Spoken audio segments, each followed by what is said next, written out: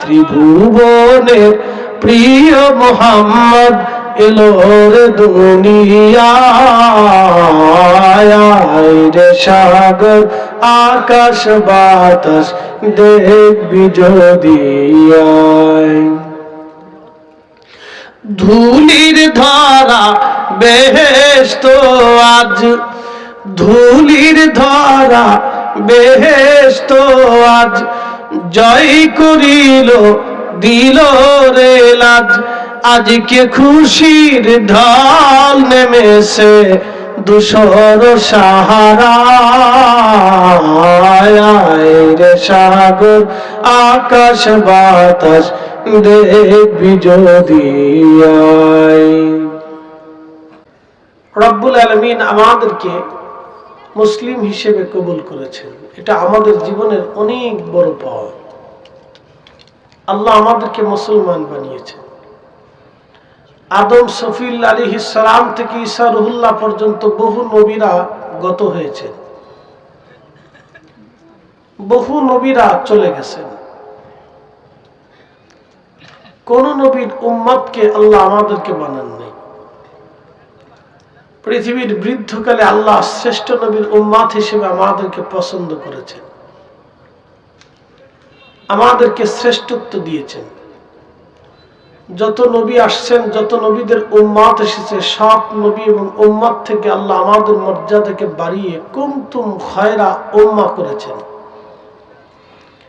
কোরআনে আল্লাহ বলেন, তোমরা সৃষ্টির শ্রেষ্ঠ জাতি।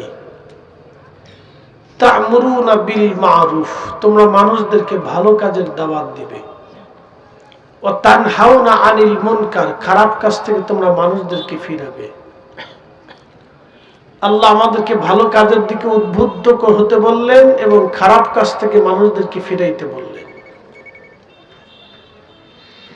তারই ধারাবাহিকতায় আজকের এই মাহফিল, শুধু মাহফিল আজকে থেকে না,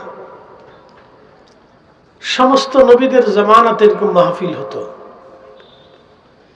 নবীরা মানুষদেরকে এইভাবে দাওয়াত দিতেন। আজকের এই পরিধিতে এই সিস্টেম মতো হতো না। সেই সময় হয়তো কোনো বাজারে, কোনো কারিয়ার ভিতরে তিনি সবাইকে দাওয়াত করে ডাক দিয়ে একত্রিত করে তিনারা দাওয়াত দিতেন যে, হে মানুষেরা, আমি আল্লাহর প্রেরিত নবী, আল্লাহ এই আদেশ দিয়েছেন, তোমরা এগুলি মানো। কেউ মানতো, কেউ মানতো না, তো অধিকাংশই মানতো না। আমাদের এই উপমহাদেশের ভিতরে 25 জন নবী আলাইহিমুস সালামের মাজার আছে, সেটা সিরহিন্দ শরীফে। পূর্ব পাঞ্জাবের সিরহিন্দি হযরত শাইখুনা ইমামুনা মুজাদ্দিদ আল ফিসানি সিরহিন্দি ফারুকি ঘুমিয়ে আছেন। ওনার এখানে 25 জন নবী এবং 3 জন রাসূলের মাজার আছে। তাদের কারো উম্মত একজন ছিল, কারো উম্মতই ছিল না, এবং 100 বছর দাওয়াত দেওয়ার পরে অনেকে মানত না, মানছিল না। ওই জনপদের অনেক এলাকায় আল্লাহ ধ্বংস করে দিয়েছিলেন। সাইয়েদনা হযরত মুজাদ্দিদ আল ফিসানি সিরহিন্দি রাস্তা দিয়ে যাওয়ার সময়, ওই মাজারের টিলার পাশ দিয়ে যাওয়ার সময় উনি দেখতেন যে ওইখান থেকে আল্লাহর নূর বের হয়ে যাচ্ছে। এটা দুনিয়ার চোখ দিয়ে দেখা যায় না, এটা আত্মার চোখ দিয়ে দেখতে হয়। এটার চোখ আলাদা, এটার মেধাও আলাদা, এটার জ্ঞানও আলাদা, বিদ্যাও আলাদা। এই বিদ্যার অধিকারী ছিলেন আল্লামা সাহেব কেবলা ফুলতলি রহমতুল্লাহ আলাইহি। এই বিদ্যার অধিকারী ছিলেন 360 জন আল্লাহর ওলি। এই বিদ্যার অধিকারী আল্লাহর ওলিরা ছিলেন। আমাদের এই বিদ্যাটা নাই। আমরা সাধারণত বই দেখলে পড়তে পারি, না দেখলে পড়তে পারি না। আমাদের দুনিয়াবী বিদ্যা আমরা গ্রহণ করেছি, এটা আমাদের বিদ্যা। কিন্তু ওনাদের আরেকটা বিদ্যা ছিল, ইলমুল কালব বলা হতো, কালবের বিদ্যা, আত্মার আধ্যাত্মিক বিদ্যা। এই বিদ্যা দিয়ে তিনি দেখলেন এবং নবী আলাইহিস সালামের সাথে তিনি রুহানি ভাবে কথা বললেন। ওই জায়গাটাকে তিনি শনাক্ত করলেন এবং সংরক্ষণ করলেন। আজও সেখানে মানুষ জিয়ারতে যায়।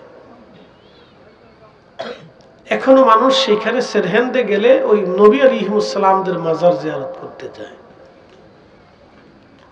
শত শত বছর ধরে নবীদের মাজারকে এখনো সংরক্ষণ রাখা হয়েছে।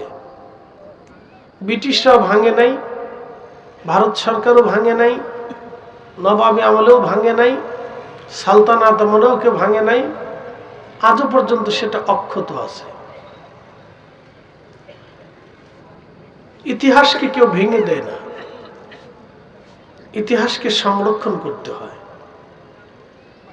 দেখেন আজও পর্যন্ত এত কাফেরের দেশ, কিন্তু কেউ ভাঙে নাই, সেটা রেখে দিয়েছে, সংরক্ষণ করে রাখছে যে একসময় মানুষ আসবে, এটা জিয়ারত করবে, দেখবে, বুঝবে যেখানে নবীরা ছিলেন। প্রিয় উপস্থিতি, ভালো করে কথা শুনবেন। আল্লাহ রাব্বুল আলামিন আমাদেরকে তামাম জাতের মধ্যে শ্রেষ্ঠ জাত বানাইলেন। একসাথে বলা যাবে সুবহানাল্লাহ। কি জাত? শ্রেষ্ঠ জাত। কিন্তু এই শ্রেষ্ঠ জাতের ভিতরে এমন কিছু নিকৃষ্ট মানুষ আছে যাদেরকে গণনার ভিতরে রাখা যায় না। এই শ্রেষ্ঠ জাতি পৃথিবীর নিকৃষ্ট কাজ করে। কুকুরে কুকুরে মারামারি হয়। জীবনে দেখেন নাই এক কুকুর আর এক কুকুরকে মেরে ফেলে দিছে। মানুষে মানুষে মারামারি হইলে এক মানুষ আর এক মানুষকে মেরে ফেলে দেয়। কথা ঠিক আছে কিনা? সামান্য টাকার জন্য অপহরণ করে মানুষকে হত্যা করা হয়, বুঝেন আপনি? বিড়ালে বিড়ালে মারামারি হয়, কিন্তু আজও পর্যন্ত দেখেন নাই এক বিড়াল আর এক বিড়ালকে হত্যা করে। কিন্তু মানুষ মানুষে মারামারি করলে এক মানুষ আর এক মানুষকে হত্যা করে, খুন করে, সামান্য স্বার্থের জন্য খুন করে। একটা মোবাইলের জন্য হাইজাকার একজন মানুষের শরীরে ছুরি ঢুকাই দেয়, মানুষ মারা যায় একটা ছোট্ট মোবাইলের জন্য। প্রিয় উপস্থিতি,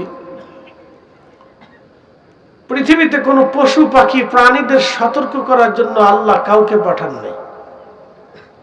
কারণ পশুরা অটোমেটিক ভাবে আল্লাহর পক্ষ থেকে জেনেই তারা বুঝেই আল্লাহকে স্মরণ করে। এমন কোন সৃষ্টি নাই যে সৃষ্টি আল্লাহর জিকির না করে, উইদাউট মানুষ। মানুষকে জিকিরের কাতারে বসানোর জন্য কত নবীরা আসছে, কত ওলিরা আসছে, তারপরে কেউ বসে কেউ বসে না। কথা ঠিক আছে না? এই মানুষকে জিকিরের মজলিসে বসানোর জন্য কত নবী ওলিরা আসছে, তারপরে কেউ মানে কেউ মানে না, কেউ বসে কেউ বসে না। কিন্তু বাগানের এমন কোন গাছ নাই যে গাছ আল্লাহর জিকির না করে। নদীর এমন কোন মাছ নাই যেই মাছ আল্লাহর জিকির না করে। সাগরের এমন কোন মাছ নাই যেই মাছ আল্লাহর জিকির না করে। পৃথিবীর এমন কোন প্রাণী নাই যেই প্রাণী আল্লাহর তাসবিহ না পড়ে। সৃষ্টির এমন কোন সৃষ্টি নাই যেখান থেকে জিকিরের আওয়াজ না আসে। শুধুমাত্র মানুষই জিকির করে না। এই মানুষই আল্লাহর জিকির করে না, আল্লাহকে মানে না। শুধুমাত্র এই মানুষই আল্লাহকে মানে না, তাছাড়া সব সৃষ্টি আল্লাহকে মানে। রব্বুল আলামিন বললেন, আলাম তারা, হে নবী আপনি কি দেখেন নাই? আলাম তারা আন্নাল্লাহ ইয়াসজুদু লাহু মান ফিস সামাওয়াতি ওয়া মান ফিল আরদ। নবী আপনি কি দেখেন নাই আসমান ও জমিনের ভিতরে যাহা আছে সব আমি আল্লাহকে সিজদা দেয়। একবার জোরে বলা যাবে কি আল্লাহু আকবার। الشمس والقمر والنجوم والجبال والشجر والدواب وكثير من الناس।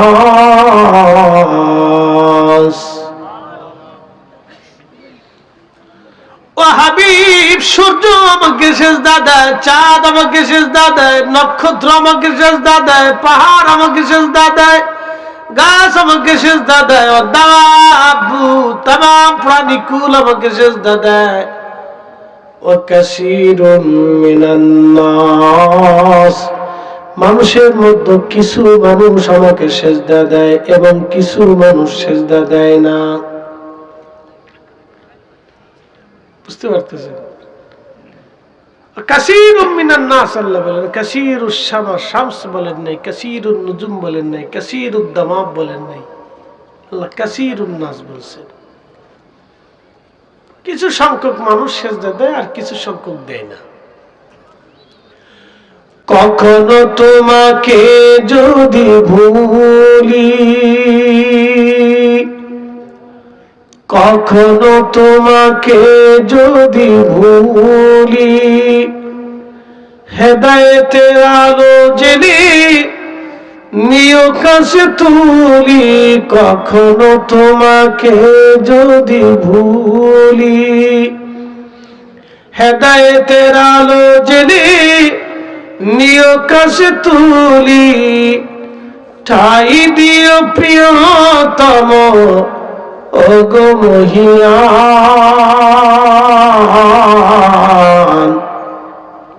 তুমি রহমান, তুমি মেহেরবান। অন্ধ গাহে না শুধু তোমার গুণগান, বুঝেও বুঝে না তবু শান। তুমি রহমান, তুমি মেহেরবান।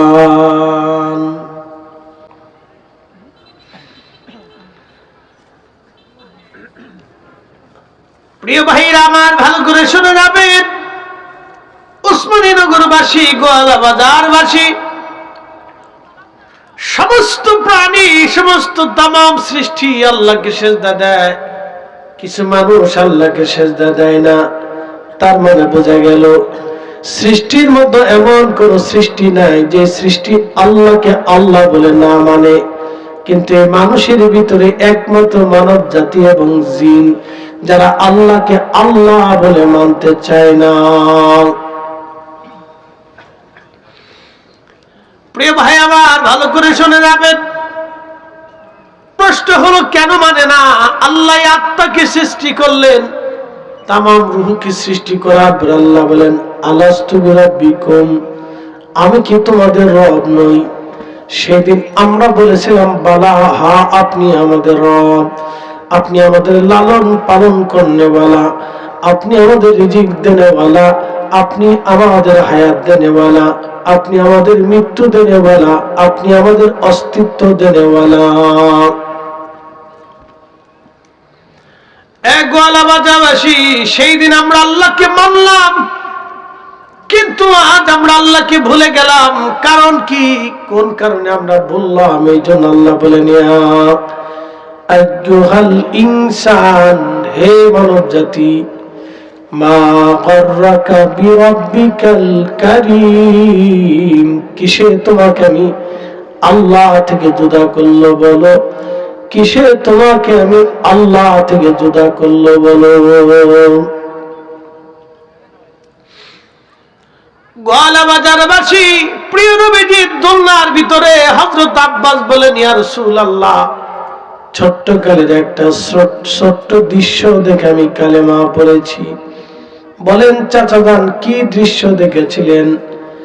আল্লাহর নবী ডাক দিয়া বললেন চাচা বলেন তো কি দৃশ্য? বলে নবীজি, ছোট্টকালে একটা দৃশ্য, আপনি দোলনার মধ্যে ছিলেন, দোলনার ভিতরে আপনি ছিলেন, দোলনার ভিতরে ছিলেন। এই সময় আমি আপনাকে দেখতে গেলাম, পূর্ণিমার চাঁদ উঠেছে হুজুর। ওই সময় আমি একবার আপনার চেহারার দিকে তাকাই, আবার পূর্ণিমার চাঁদের দিকে তাকাই। আপনি এত সুন্দর আগে কখনো কল্পনা করতে পারি নাই। মানুষ কি করে এত সুন্দর হয়? ইয়া রাসূলুল্লাহ, ইয়া হাবিবাল্লাহ, নবীজি, মানুষ এত সুন্দর কি করে হয় নবী গো? হুজুর, আমি আশ্চর্য হলাম, আপনি চাঁদের দিকে তাকে কেঁদে ফেললেন নবীজি। আবার দেখি আপনি হাসেন, লক্ষ্য করলাম আপনার কচি হাত যেদিকে লাগতে লাগলো আকাশের চাঁদ আপনাকে দোলে দোলে দোলে দোলে আপনার হাতের ইশারায় দুলতে লাগলো, ঘুরতে লাগলো। আল্লামা ইমাম বাইহাকি তার দালাইলের মধ্যে বলেন, দালাইলুন নবুওয়াতের মধ্যে তিনি লিখতেছেন, প্রিয় নবী বললেন চাচা যান, আমি দৃশ্য, চাচা যান আপনি ঠিক দেখেছেন, ভুল দেখেন নাই। চাচা বলল নবীজি, আমি এই দৃশ্য দেখেছিলাম। আল্লাহ নবী বললেন চাচা যান, আমি ছোট্টকালে দোলনার ভিতরে ছিলাম। দোলনার ভিতরে থাকার কারণে আমি একাকিত্বের কারণে মন খারাপ হয়ে গেল।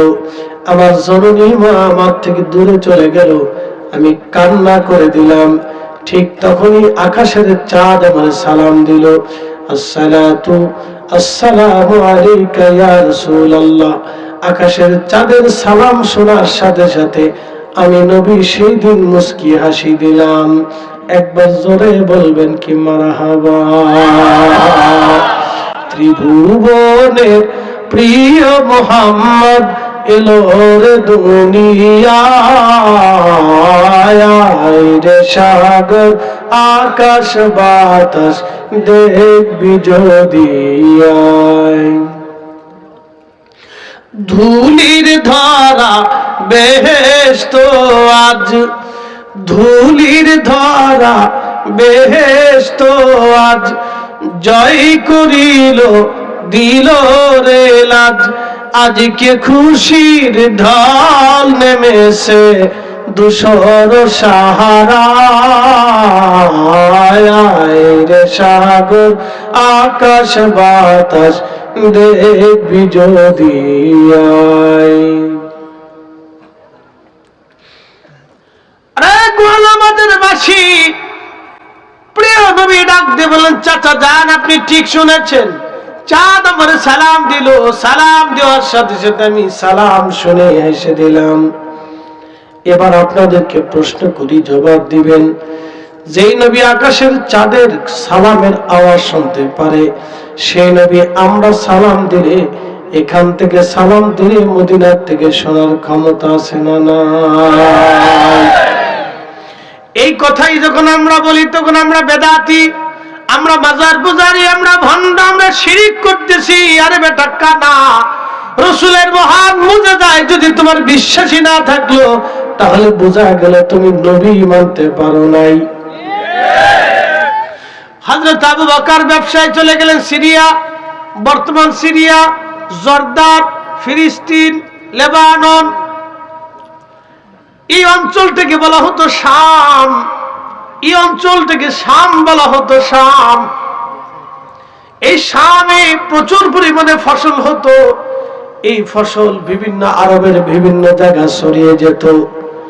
ভাই, এই ফসল আনার জন্য, ব্যবসা করার জন্য মক্কার মানুষ চলে গেল সিরিয়াতে।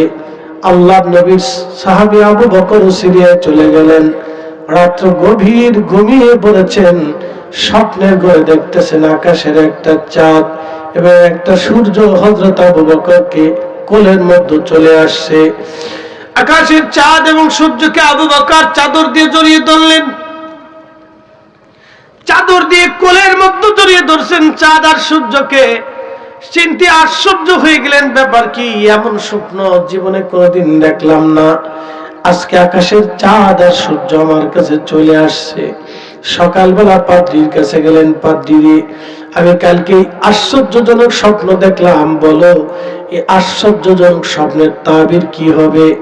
মনে রাখবেন, স্বপ্ন দেখা ভালো, খারাপ স্বপ্ন দেখলে বাম দিকে 3 বার থুতু ফেলবেন, আউযু বিল্লাহি মিনাশ শাইতানির রাজিম বলে ডান কাঁধে ঘুমাবেন। মনে রাখবেন, 30 বছর আগের স্বপ্ন 30 বছর আগের স্বপ্ন 30 বছর পরে তা ফলাফল হয়। হযরত ইউসুফ স্বপ্ন দেখেছিলেন, ছোট্টকালে ঘটনা ঘটলো 30 বছর পরে। আকাশের চাঁদ এবং সূর্য 11টা নক্ষত্র তারে এসে সেজদা দিচ্ছে। এই কথা বলার পরে হযরত ইয়াকুব তো বুঝতে পারলেন, আমার বেটা সাধারণ বেটা না, আমার এই বেটাটাকে আল্লাহ নবী বানাবে। সেই জন্য ডাক দিয়ে বলেন, বেটা রে সাবধান, এই স্বপ্নের কথা আপন ভাইদের কাছে বইল না, কারণ এই স্বপ্নের কারণে তোমার ভাইরা দুশমন হতে পারে।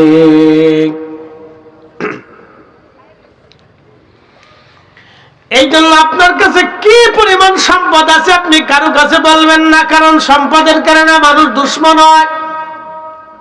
কথা ঠিক আছে কিনা? সম্পদের কারণে মানুষ দুশমন হয়ে যায়। এই জন্য আপনার কাছে কি পরিমাণ সম্পদ আছে আপনি কারো কাছে বলবেন না।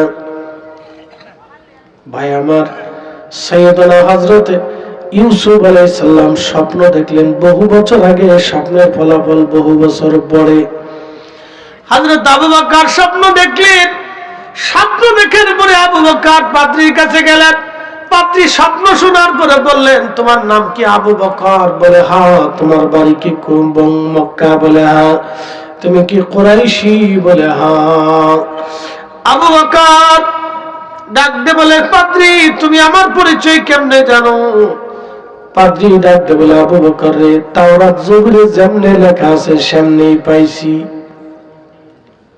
একসাথে বলবেন আল্লাহু আকবার। না না, আরো জোরে বলেন আল্লাহু আকবার।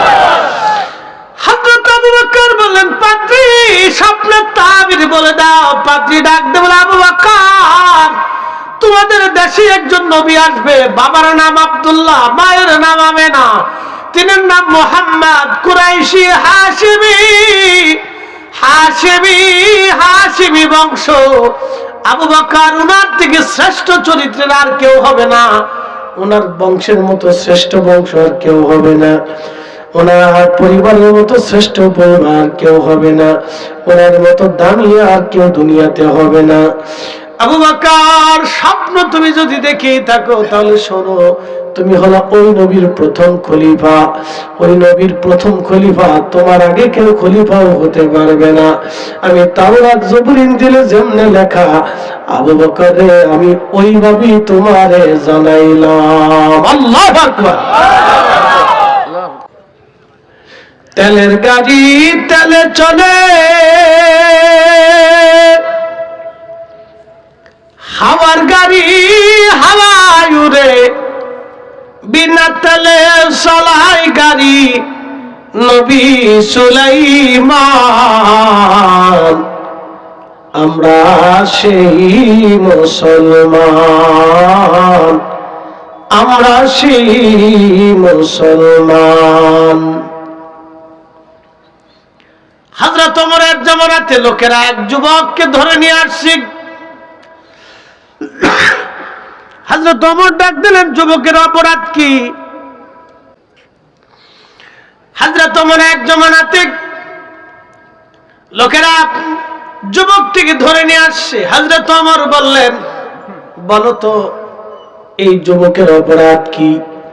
লোকেরা বলল, হুজুর এই যুবকটা আমাদের বাবাকে হত্যা করেছে, সে খুনি, আল্লাহর আইনে ফয়সালা চাই। একবার জোরে বলা যাবে আল্লাহু আকবার।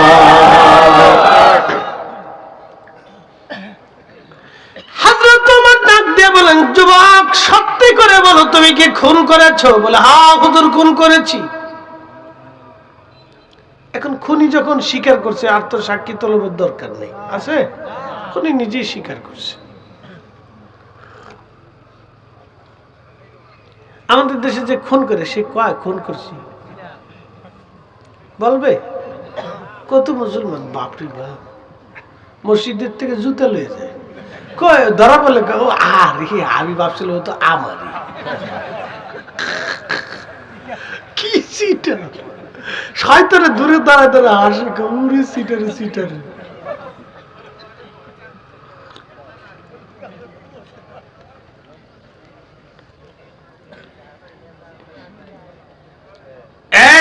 বাজারবাসী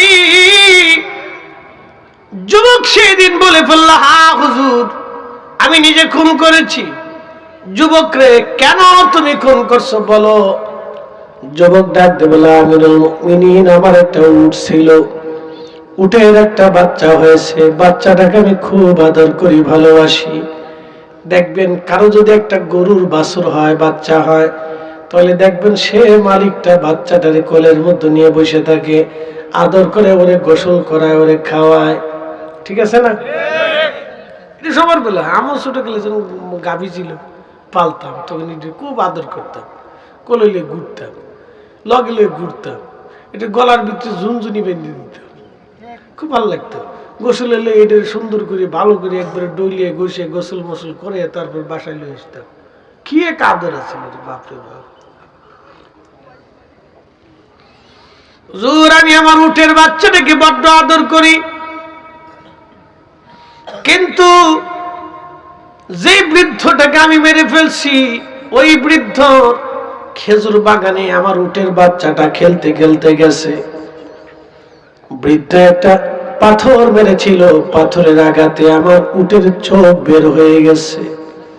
আমি সহ্য করতে না পারে আমি আর একটা পাথর বৃদ্ধ বরাবর মেরেছিলাম বৃদ্ধকে পাথর মারার জন্য, কিন্তু পাথরটা তার মাথায় আঘাত করে বৃদ্ধ সহ্য করতে না পেরে মারা গেছে। হুজুর, ইচ্ছা করে মারি নাই, ভুলবশত হত্যা হয়ে গেছে। আমিরুল মুমিনিন, ভুলবশত হত্যা হয়ে গেছে। আমিরুল মুমিনিন, ভুলবশত খুন হয়ে গেছে। হযরত ওমর বললেন, বেটারে তুমি ইচ্ছা করে মারো আর অনিচ্ছায় মারো, তোমার দ্বারা হত্যা সংঘটিত হয়েছে। আল্লাহর ফয়সালা অনুযায়ী আমি তোমাকে মৃত্যুদণ্ড দিলাম। যুবক ডাক দিয়ে বলল, আমিরুল মুমিনিন, আল্লাহর ফয়সালাটাকে আমি মাথা পেতে মেনে নিলাম। আল্লাহর শাস্তি, হুজুর আমাকে তো মৃত্যুদণ্ড দিবেন, কিন্তু 3টা দিন আপনি আমার জামিন দেন। বলে, বেটারে 3টা দিন জামিন দিয়ে তুমি কি করবা? বলে, হুজুর আমার ঘরে আমার একটা ভাই আছে, বাবা মারা যাওয়ার সময় আমার ভাইয়ের জন্য কিছু সোনা দানা টাকা পয়সা আমার আব্বা আমার জন্য দিলেন, আমাকেও ভাগ করে দিলেন, আমার ছোট ভাইটাকেও দিয়েছে। হুজুর আমি আমার অংশটাকে আমি আমার নিজের জন্য আমি আমার ব্যয় করেছি, কিন্তু আমার ছোট ভাইয়ের অংশটা আমার আব্বা রেখে দিতে বলেছেন, ও বড় হলে যেন আমি ওকে বুঝাই দেই। হুজুর এই সোনা দানা টাকা পয়সা আমি আমার ছোট ভাইয়ের জন্য যেটা রেখে দিয়েছি, এটা মাটির মধ্যে একটা স্থানে আমি আমানত রেখে দিয়েছি। হুজুর আমি আমার ভাইয়ের জন্য আমানত রেখে দিয়েছি। ইয়া আমিরুল মুমিনিন, আমি ছাড়া ওই খবর কেউ জানে না। আমাকে যদি আপনি হত্যা করেন, জামিন না দেন, তাহলে আমার ভাইয়ের হক নষ্ট হয়ে যাবে। একবার জোরে বলা যাবে আল্লাহু আকবার। মানুষ হইয়া ভবেতে আসিয়া মানুষের করিলাম কি? আমি নবী না মানিলাম, কি যে ভুল করিলাম। আমি নবী না মানিলাম, কি যে ভুল করিলাম। ভস্মে ঢালিলাম ঘি, মানুষ হইয়া ভবেতে আসিয়া মানুষের করিলাম কি? আল্লাহ নবী ডাকতে বলে, সাহাবীরা রে, কিয়ামতের আলামত তোমরা শুনে যাও। একটা আলামত হচ্ছে ওয়াদাউল আমানা, আমানত নষ্ট হয়ে যাবে, আমানত মরে যাবে। সন্তান বাবা মার আমানত রাখবে না, বাবা মা সন্তানের আমানত রাখবে না, ভাই ভাইয়ের আমানত রাখবে না, বন্ধু বন্ধুর আমানত রাখবে না। আমানতের খেয়ানত চরম পর্যায়ে চলে যাবে। এত দূর পর্যায়ে আমানতের খেয়ানত চলে গেল। ভাই আমার একটু শুনে যান, কুকুরের 6টা 8টা 10টা করে বাচ্চা হয়। জীবনে কোনো কুকুর দেখবেন বাচ্চা রেখে পালিয়ে যায় না। বিড়ালের 2টা 3টা করে বাচ্চা হয়, কোন বিড়াল তার বাচ্চা রেখে পালিয়ে যায় না। পাখিদের 4টা 5টা করে বাচ্চা হয়, কোন পাখি বাচ্চা রেখে পালায় না। মুরগির বহু গুণ 8টা 10টা 20টা করে বাচ্চা হয়, কোন মুরগি বাচ্চা রেখে পালায় না। গাভীর 1টা 2টা বাচ্চা হয়, কোন গাভী বাচ্চা রেখে পালায় যায় না। কিন্তু মানুষের ভিতরে কিছু মানুষ আছে, তার সন্তান রেখে দিয়ে অন্য পুরুষের হাত ধরে বহু নারী পালায়া চলে যায়।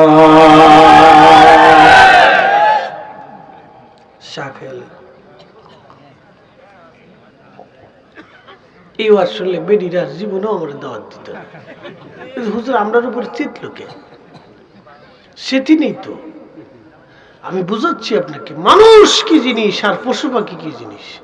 এখন আপনারা বলেন তো, যেই নারী বাচ্চা রেখে পালায় চলে গেল, ওটা কি মানুষ না মুসলমান? ও মানুষ না মুসলমান বলেন? তাহলে কি কুত্তা না শুয়ার, কোনটা? কুত্তার সাথে যদি তুলনা দেন তো কুত্তা বলবে আমার জীবনে কোনো এরকম কোনো রেকর্ড নেই, আমার 14 পুরুষেরও রেকর্ড নেই।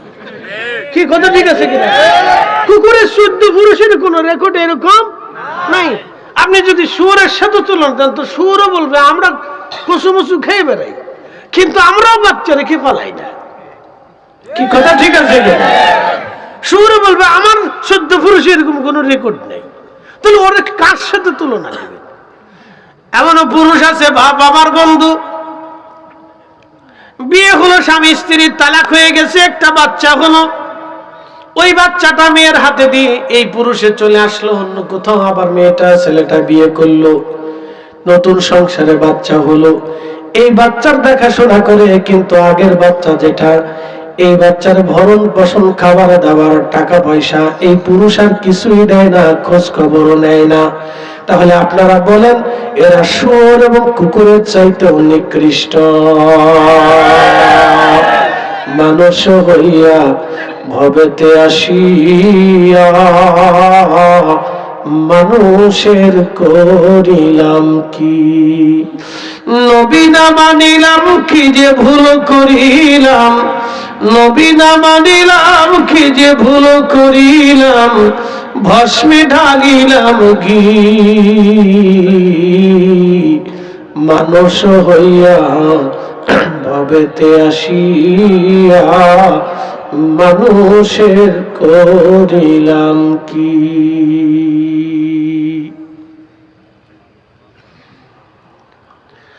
একবার আমাদের বাসী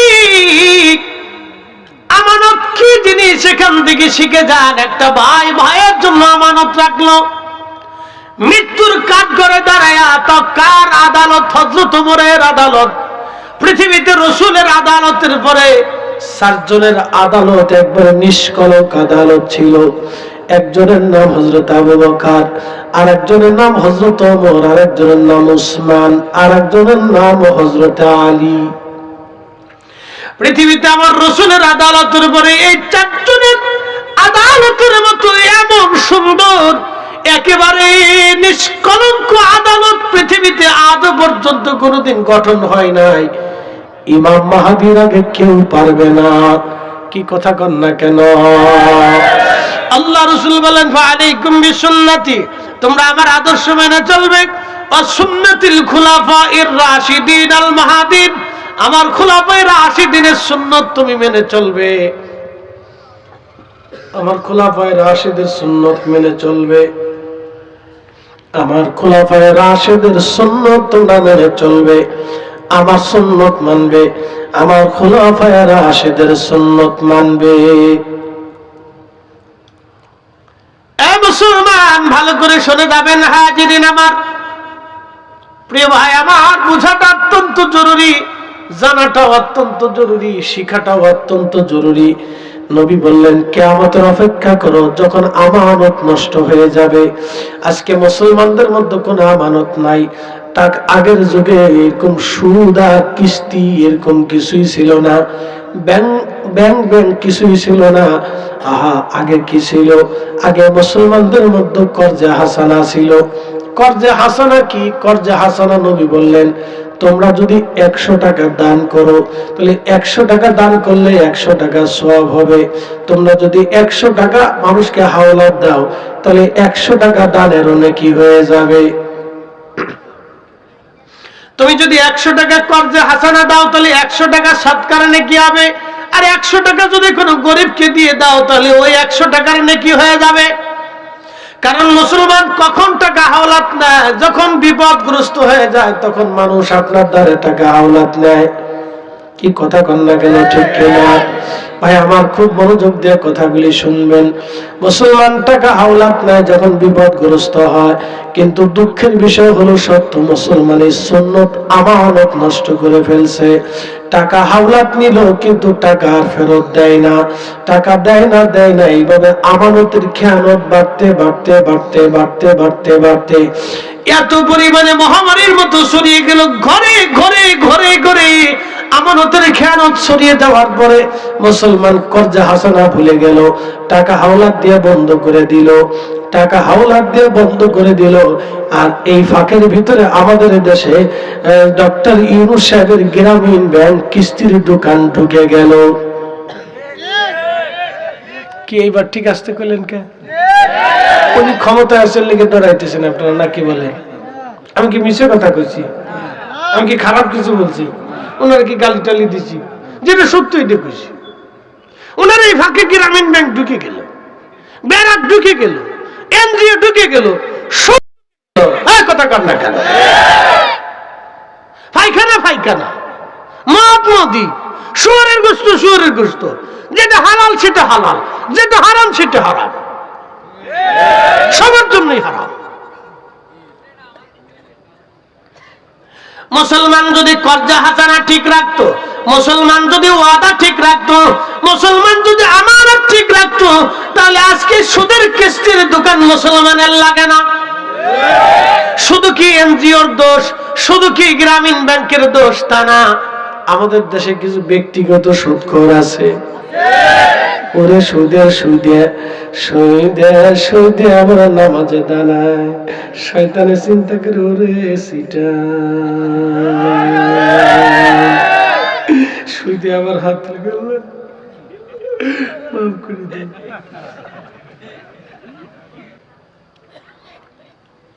ভাই আমার বাঁচার জন্য বলতেছি, বাঁচার জন্য বলতেছি। আর একটু বুঝাই, এটা কি দিছেন? আমার চা দিছেন না?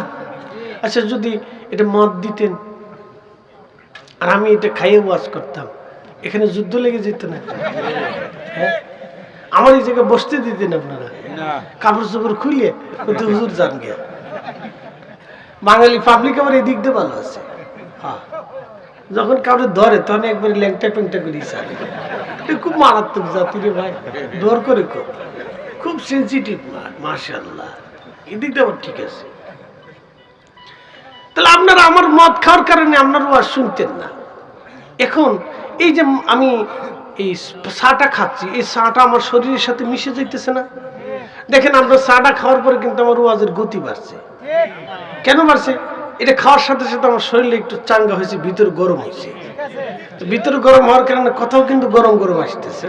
হ্যাঁ, তো চাটা খাওয়ার সাথে কিন্তু মানুষের শরীরে একটা ফ্লেভার ছড়ায় যায়, শরীরের একটা পুষ্টি, মানে রসকর সিঙ্গারা বুলবুলি যায়, কারণ এটা আসে। হ্যাঁ, তো এটা আসার পরে আমি চা খাচ্ছি, তো মদটা খাওয়ার সাথে সাথে কি আমার শরীরে ছড়া যেত না? ছড়া যায়, খালি শরীরে যায়, এটা মাথার ভিতরে অ্যাকশন করতো। এরপরে অ্যাকশন করে মদটা খাই আসে। কিছু আছে দেখবেন ঢাকা শহরে অনেক বড় বড় কোটি কোটি টাকার মালিক, কিছু রাজনীতিবিদ, মাফ করে দিন রাজনীতিবিদরা, ধনীরা যারা শুনতেছেন আল্লাহর রাস্তায় মাফ করে দিন। অনেকে তা খাই এটা শেষে আইসে ফুলারে কয়, ফুলারে কয় বিয়ে ভালো আছেন বিয়ে, আর ফুলা খাইতে আসে কা বাপরে কয় এই ভাই কেমন আছেন ভাই। কি কথা ঠিক আছে? লাল বালি ছাড়া তো ঘুম আসে না, পেলা চিনতে তো।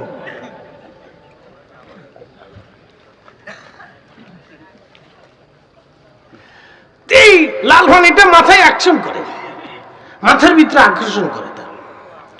তাহলে এটা খাওয়ার সাথে সাথে আমার শরীরে ছড়াই গেল, মদ খাওয়ার সাথে সাথে শরীরে ছড়াই গেল। এখন বললেন, মদ খাওয়ার সাথে সাথে শরীরে ছড়াই গেল, ভিতরে কি পাক হইল না নাপাক হয়ে গেল? তাহলে এখন নামাজ পড়তে হলে আপনাকে তো পাক থাকতে হবে। কথা ঠিক আছে কিনা? কি থাকতে হবে? পাক থাকতে হবে। শর্ত কি? জায়গা পাক, শরীর পাক, কাপড় পাক। তা আপনার শরীর পাক রইল কেমনে? যে সুদের টাকা দিয়ে গোশত কিনে খায়, তোর ওই শরীর আর পাক থাকে না, ও শরীর না পাক হয়ে যায়। যে ঘুষের টাকা দিয়ে খাসির গোশত কিনে খায়, ও শরীর আর পাক থাকে না, ওটা নাপাক হয়ে যায়। যে অন্য জমি মেরে দিয়ে ওই টাকা দিয়ে সে ভাত কিনে খায়, সে এদের শরীর পাক থাকে না, ও শরীর নাপাক হয়ে যায়। এই জন্য যতই সেজদা দিয়ে তুমি কপাল গুটাও, কাজ হবে না গো সোনা, কাজ হবে না। কথা ক্লিয়ার না? ভেজাল আছে? এখন কেউ বুঝে বুঝুক, না বুঝে না বুঝুক, মানে মানুক না মানে না মানুক, আমার বলার দরকার বলছি।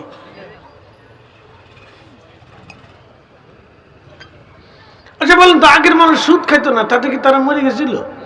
না, একটু কম খাইছে, এই তো।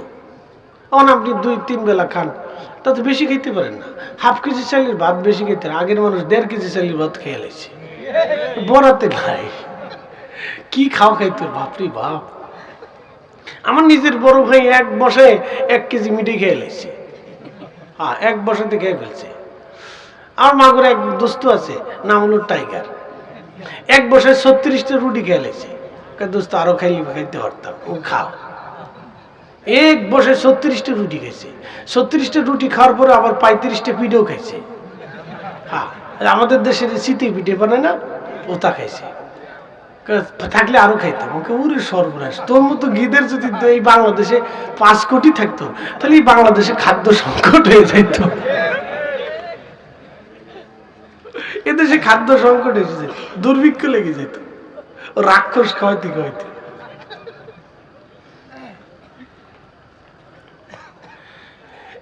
শুনে যাবেন হাজিরিন, আমি কথাগুলি যদিও আপনাদের রসিকতার সাথে বলতেছি, কিন্তু কথা সত্য। আমানতের খেয়ানত যখন আসলো, তখন কিস্তির দোকান চলে আসলো, সুদল আসলো, বললো 1 লাখ টাকা নিবি, অসুবিধা নাই, কিন্তু লাভ দিবি কত? কেউ 20,000 নাই, কেউ 25,000 নাই, কেউ 10,000 নাই, 23 সুদ নেয়, চক্রা করে সুদ নেয়। ভাই আমার, কত বড় ভয়াবহ, কত বড় মারাত্মক। আল্লাহর নবী বলেন, উম্মত রে, সুদ মানুষকে ধ্বংস করে দেয়, সুদ মানুষকে ধ্বংস করে দেয়, সুদ গরিবকে আরো গরিব বানায় দেয়। সুদ গরিবকে গরিব বানায়, ধনীকে ধনী বানায়। সুদ গরিবকে আরো গরিব বানায় দেয়, ধনীকে আরো ধনী বানায় দেয়। কিন্তু তোমরা কর্জে হাসানা দাও। আল্লাহর নবী কর্জে হাসানায় উম্মতকে উদ্বুদ্ধ করলেন, কিন্তু এই উম্মত এই সুন্নতটাকে একেবারে ছেড়ে দিল। আর উম্মত কর্জে হাসানা নেওয়ার পরে এটা আমানত সুন্দর করে ফেরত দিবে, কিন্তু উম্মত আমানত নষ্ট করে ফেললো। যার কারণে কিস্তি নামক গজব আমাদের মাথার উপরে চেপে বসলো, কিস্তি নামক গজব আমাদের মাথায় চেপে বসলো।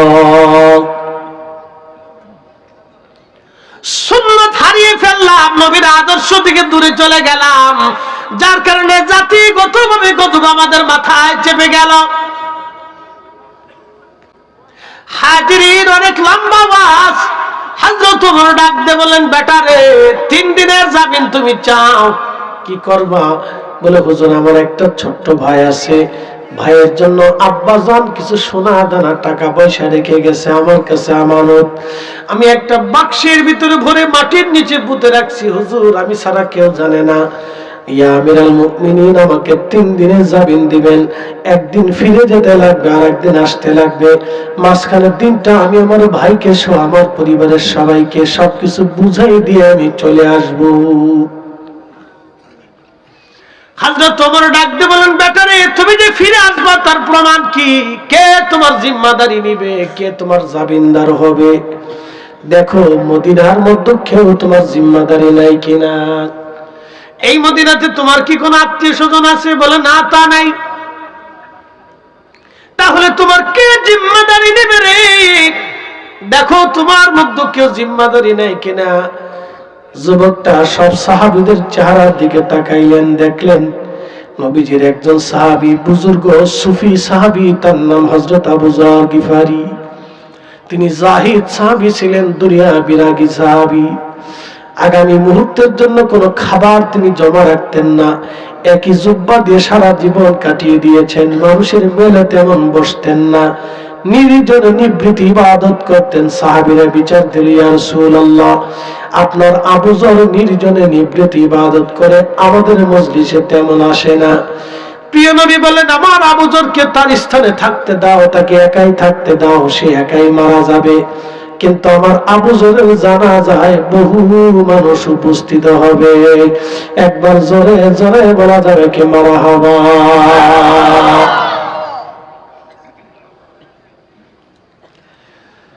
যুবক দেখে বলে, আবু যর গিফারি দাঁড়ানো। ডাক দিয়ে বললেন, নবীর সাহাবী আবু যর গিফারি আমার জামিনদার হবে। হযরত ওমর ডাক দিয়ে বলেন, আবু যর, আপনি কি এই যুবকের জিম্মাদারি নেবেন? হযরত আবু যর বলেন, হ্যাঁ আমিরুল মুমিনিন, এই যুবকটাকে আপনি ছেড়ে দেন, আমি তার জিম্মাদারি নিলাম। হযরত ওমর বললেন, বুঝেন আবু যর, এই যুবক যদি ফিরে না আসে তাহলে মামলার বিধান অনুযায়ী, যেহেতু বাদীরা মামলা দায়ের করেছে, তারা বিচার চায়, যদি যুবক ফিরে না আসে তাহলে এই যুবকের হত্যার ফয়সালা আপনার উপরে বর্তাবে, আমি কিন্তু আপনার উপরে মৃত্যুদণ্ড বহাল করে দেব। ইসলামের আইন কত সুন্দর ছিল, ভুগিঝুগি করার কোনো সিস্টেম নাই। হযরত আবু যর বলেন, আমিরুল মুমিনিন, আপনি ছেড়ে দেন, তাকে জামিন দিয়ে দেন। জাহিদ সাহাবী, দুনিয়া বিরাগী সাহাবী, নবীর দরবারের একজনই জাহিদ সাহাবী, তিনি আবু যর গিফারি। আহারি, খুব অত্যন্ত দামি সাহাবী ছিলেন, কিন্তু প্রথম জীবনে গিফারি বংশের মানুষ ডাকাতি করত মরুভূমিতে, অনেক বড় ডাকাতি করত। তারা গিফারি বংশের মানুষরা ডাকাতি করত, খুন খারাপি করত, কিন্তু আমার রাসূলের সোহবতে এসে আজকে সোনার মানুষে পরিণত হয়েছে। ধুলির ধরা বেহেশত আজ, ধুলির ধরা বেহেশত আজ, জয় করিল দিল রে লাজ, আজকে খুশির ঢল নেমেছে দুশোর সাহারা, রে সাগর আকাশ বাতাস দেখবি যদি আয়, আয় রে সাগর আকাশ বাতাস দেখবি যদি আয়। কি চমৎকার জীবন ব্যবস্থা নবীজি রেখে গেলেন, সাহাবীরা হাতে কলমে দেখায় দিলেন, তোমরা দেখো, আমরা পৃথিবী শাসন করেছি, আমরা দুনিয়া শাসন করেছি, ধুলার তথ্যের মধ্যে বসে দুনিয়া শাসন করেছি। এই জন্য নবী বলতেন, আল খালাফাতু সালাসুনা সানা, 30 বছর খেলাফত চলবে। আমার এই 30 বছর খলিফা যারা দুনিয়ার খেলাফত চালাবে, এদের মতো আর কোনোদিন কোনো খলিফার জন্ম হবে না। পৃথিবী এইভাবে আর কখনো শাসন হবে না। একবার জোরে জোরে বলা যাবে আল্লাহু আকবার। এ হাজিরিন গো, আমার বাজারবাসী ভালো করে শুনবেন। হযরত ওমর বাচ্চাটাকে যুবক থেকে ছেড়ে দিলেন, যুবক চলে গেল। 3 দিন পরে হযরত ওমরের আদালত আবার বসলো। আবু যর কাঠগড়ায়, আসামিরা উপস্থিত। আসরের নামাজ পড়ে হযরত ওমর বসে গেলেন। যুবক আজকে ফিরে আসবে, সন্ধ্যা লাগার আগে, সূর্য ডোবার আগে যুবক ফিরে আসবে। বুঝেন তো, পৃথিবীর এমন কোন আদালত যে আদালত থেকে আসামি চলে গেলে ছেড়ে দিলে আবার ফিরে আসে? কিন্তু তিনারা দেখিয়ে দিয়েছেন মুসলমান কাকে বলে। মুসলমান কাকে বলে? তারাই মুসলমান, তারাই মুসলমান, তারাই মুসলমান। আর আমরা হয়েছি শুধু সুরতে, নাম কাবাস্তে মুসলমান। আমরা নামের মুসলমান, কাজের মুসলমান না। আমরা শুধু নামের মুসলমান, কাজের মুসলমান না। যদি আমরা কাজের মুসলমান হতাম তাহলে আমার দেশের শিশুদের, বাচ্চাদের মধ্যে ভেজাল খাবার হতে পারে না। কি কথা কন না কেন, ঠিক কিনা? এখানে আমার লন্ডনে প্রবাসী ভাই বসে আছেন, দেখেন তো, ওরা লন্ডনে থাকেন, কোন বাচ্চার খাবারের ভিতরে ওরা ভেজাল দেয় না, অথচ ওরা খ্রিস্টান। ইউরোপে যদি চলে যান দেখবেন কোন বাচ্চার খাবারে ভেজাল নাই, কোন খাবারের মধ্যে ওরা ভেজাল দেয় না, অথচ ওরা খাওয়ার আগে মদ খায়, খাওয়ার পরে মদ খায়, খাওয়ার ভিতরে মদ খায়। মদ খাওয়া জাতি খাবারে ভেজাল দেয় না। আর আমরা কালমা ফললে বলা জাতি, আমরা খাবারের ভিতরে বিষ মিশাই। তাহলে বোঝা গেল আমাদের দেশে মুসলমান পাওয়া মুশকিল। আবার এদের ভিতর কিছু হাজি আছে, এদের মধ্যে কিছু হাজি আছে। তাই তো আমি চিন্তা করি, এত মানুষ হজ করার বড় চরিত্র পরিবর্তন হয় না কে? এরা আসলে মূলত যারা খাবারে ভেজাল দিয়ে পয়সা কামাই করে, অন্যের জমি দখল করে চামড়াবাজি করে যারা পয়সা জমাই করে, যারা অন্যের মাথায় বাড়ি দিয়ে পয়সা জমা করে, যারা অন্য রাষ্ট্রের সম্পদ লেঙ্গুরা কানা বোবা খোরা আর অভাগা বিধবা আর বৃদ্ধদের টাকাগুলি মেরে মেরে যারা কোটি কোটি টাকার মালিক হয়ে যায়, আল্লাহর কসম করে বলি, আল্লাহর কসম করে বলি, কাবা শরীফের গিলাফ দিয়েও যদি কবরে পাঠান খোদা মাফ করবে না, কারণ এরা গরিবের হক নষ্ট করে কবরে চলে গেছে। কথা কন না কেন? যদি কোনো মাফের রাস্তা থাকে তাহলে আমার বাতলাই দেন, হইতো না। কোনো মাফের রাস্তা নাই। 18 কোটি মানুষ সেদিন মামলা করবে যে আল্লাহ, লেংরা মামলা করবে, আল্লাহ আমি লেংরা ছিলাম, আমার বরাদ্দ চুরি করে খাইছি। হ্যাঁ, কানা মামলা করবে, আল্লাহ আমি অন্ধ ছিলাম, চোখে দেখতাম না, আমার জন্য বরাদ্দ করছিল রাষ্ট্র, হেতেও চুরি করছে। বিধবা মামলা করবে, রব্বি আমার 3টে বাচ্চা নিয়ে কষ্ট করছিলাম, আল্লাহ না খেয়ে থাকছিলাম, বাচ্চাদের মুখে খাবার দিতে পারিনি, আমার জন্য বরাদ্দ হয়ে চুরি করে খেয়েছে, আল্লাহ আমি ফয়সালা চাই আজকে। ইস, কত মানুষের মামলা নিয়ে দাঁড়ায় থাকবে। এটা যদি ভাবে তাহলে গা শিহরে উঠবে। রবের আদালতে কত মানুষের মামলা নিয়ে মানুষ দাঁড়িয়ে থাকবে। সেই দিন মুকাররাবিন ফেরেশতারা পর্যন্ত আল্লাহর আদালতে সেজদায় পড়ে থরথর করে কাঁপতে থাকবে। নবী আলাইহিস সালামরা পর্যন্ত কপালে ভাঁজ পড়ে যাবে, তারা তো কোনো গুনাহ নাই, তারপরে তারা পেরেশান করবে, আহা আজকে এই উম্মতের কি হবে, মানুষের কি উপায় হবে। আল্লাহ নবী আরশে আল্লাহর সামনে সিজদায় পড়ে যাবে, ইয়া রাব হাবলি উম্মতি, আল্লাহ আমার উম্মত আমার উম্মত আমার উম্মতের উপায় কি। আল্লাহ নবী সিজদার মধ্যে পড়ে কাঁদতে থাকবে। আল্লাহ ডাক দেবে, মেহবুব মাথা উঠান। নবীজি মাথা উঠায় না, বলে হুজুর কাঁদেন কেন? বলে ইয়া রাব হাবলি উম্মতি, আমার উম্মতের উপায় কি হবে। আল্লাহ ডাক দেবে, মেহবুব আমি আল্লাহ আপনাকে খুশি করার জন্য ওয়াদা করেছিলাম, মাথা উঠান, আপনি কাঁদবেন না, আপনি যা চান দিয়ে দিলাম, আপনার উম্মত নিয়ে আপনি আগে জান্নাতে চলে যান। এখন বলেন যে এতিমের হক মেরে দিয়ে খাইলো, সে নবীর সামনে কোন চেহারা নিয়ে দাঁড়াবে?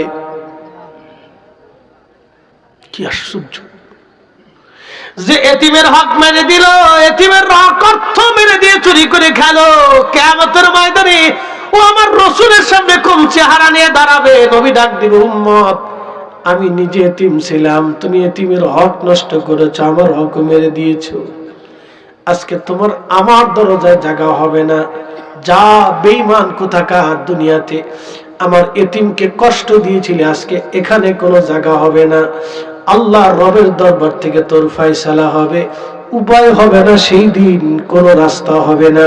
কারণ এই মহান কঠিন মুসিবতের দিনে আমার রাসূল ছাড়া কোনো রাস্তা নাই।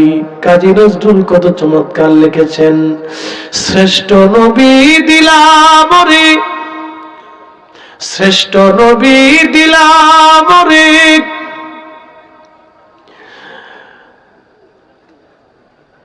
তরাইতে রোজ হাসরে পথ না ভুলি, তাই তো দিলে পাক কুরআনের বাণী, খোদা তোমার মেহেরবানি।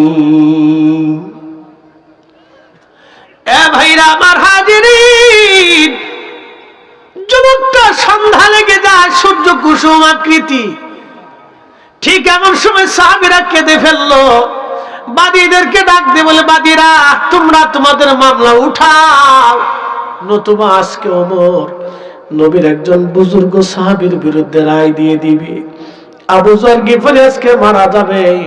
কারণ হযরত ওমরের আদালত এত কঠিন আদালত, হযরত ওমর কারো চেহারা দেখে ফয়সালা করে না। দেয়া তোমরা মামলা উঠাও। বাদীরা বলে, না বাবা হত্যার ফয়সালা ছাড়া আমরা যাব না। হযরত ওমর বলেন, আবু যর তোমার আসামি কোথায়? আবু যর বলেন, ইয়া আমিরুল মুমিনিন, আমার মন বলে যুবক ফিরে আসবে। ঠিকই সূর্য ডুবে ডুবে যাবে এমন সময় যুবক দৌড়ায় দৌড়ে আসে, হাঁপাচ্ছে, দৌড়ায় দৌড়ায়া সালাম দিয়ে বলেন, ইয়া আমিরুল মুমিনিন আমি এসে গেছি। হুজুর আসামি আপনার কাঠ গড়ায় আজকে হাজির, আল্লাহর ফয়সালা অনুযায়ী আপনি ফয়সালা করবেন। আবু যর গিফারি হযরত সাহাবী রাসূল, আপনাকে আমি 3 দিন বড় পেরেশানির মধ্যে কষ্ট দিয়ে ফেলছি। হুজুর, আমি আমার ভাইয়ের হক মিটাইয়া, পরিবারের হক মিটাইয়া আমি ফিরে চলে আসছি। আমার আর কোনো চিন্তা নাই, আল্লাহর ফয়সালা অনুযায়ী আপনি আমাকে ফয়সালা করে দেন। হযরত ওমর চোখের পানি ছেড়ে দিয়ে কেঁদে দিলেন, আহা, আজকে আমানতওয়ালা একটা ছেলে দুনিয়া থেকে বিদায় হয়ে যাবে। হযরত ওমরের চোখে দিয়ে পানি বের হয়ে আসলো, আহা, আজকে একটা আমানতওয়ালা ছেলে বিদায় হয়ে যাবে। আমি ওমরের হাত বাঁধা আল্লাহর আইনের কাছে, কিচ্ছু করার নাই, তাকে রায় দিয়ে দিতে হবে। সাহাবীরাও দৃশ্য দেখে কেঁদে ফেললেন। এই আমানতওয়ালা ছেলে আজকে মারা যাবে, কারণ এমন ছেলে তো পাওয়া মুশকিল। এত বড় আমানতওয়ালা যুবক দেশে খুব কমই আছে, আজকে এই ছেলেটা মারা যাবে। আহা, ঠিক তখনই আল্লাহ বাদীদের অন্তরে মায়া ঢুকাই দিলেন। বাদীরাও ডাকতে বলে, ইয়া আমিরাল মুমিনিন, আমরা বুঝতে পেরেছি এই যুবক এত বড় আমানতওয়ালা, আমি আগে জানতাম না। হুজুর, এই যুবকটা বড় আমানতওয়ালা যুবক, ইয়া আমিরাল মুমিনিন, আমানতওয়ালা যুবক। হুজুর, আমরাও বাদী যারা আছি, বাবা হত্যার মামলা আমরা উঠায় নিলাম, আমরাও তাকে মাফ করে দিলাম। একবার জোরে বলা যাবে কি আল্লাহু আকবার। তেলের গাড়ি তেলে চলে, হাওয়ার গাড়ি হাওয়ায় উড়ে, বিনা তেলে চালাই গাড়ি নবী সুলাইমান। আমরা সেই মুসলমান।